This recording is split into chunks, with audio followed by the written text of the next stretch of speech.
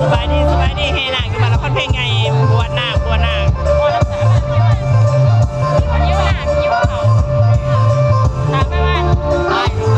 นี่อันนี้ห้างนาคอันนี้ห้างนาคอันนี้ขั้วนาคอันนี้ขั้วนาค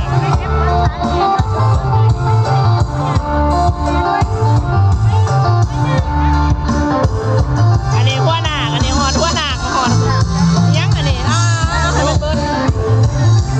ให้มันเบิดเนี่ยพอแล้วเอาหอนเลยน้ำกันเมื่อวานหัวหน้าหอดพี่แล้วหัวหน้าแก้แต่ห้างหน้าคือคุณหัวหน้าคือทางนี้บ่เป็นพี่น้องเลยหน้าสององค์มาเลยหน้าสองโตเลยนะ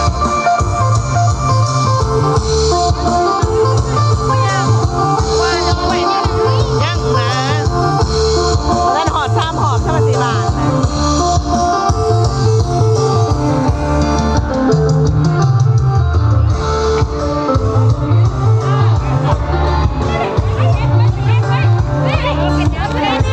เนี่ยก็ดูว่าประเทศนี้มันบอกคู่กันนะเฮ้ยมันบอกท่านเขา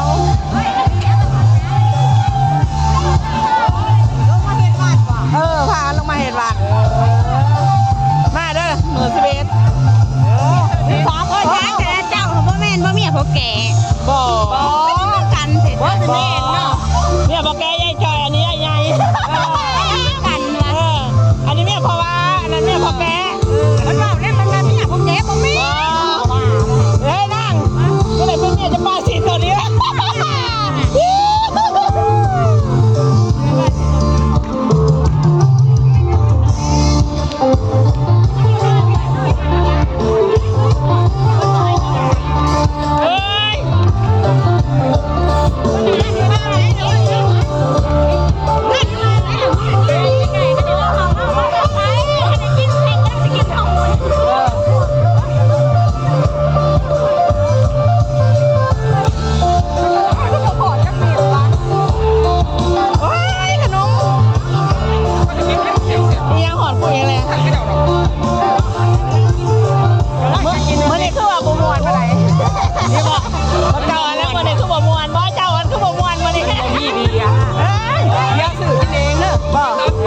จะว่าจะผ่าพ่อเห็น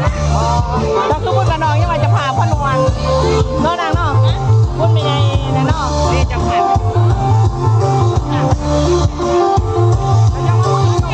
ที่ถ้าคิดเขามาจากหัว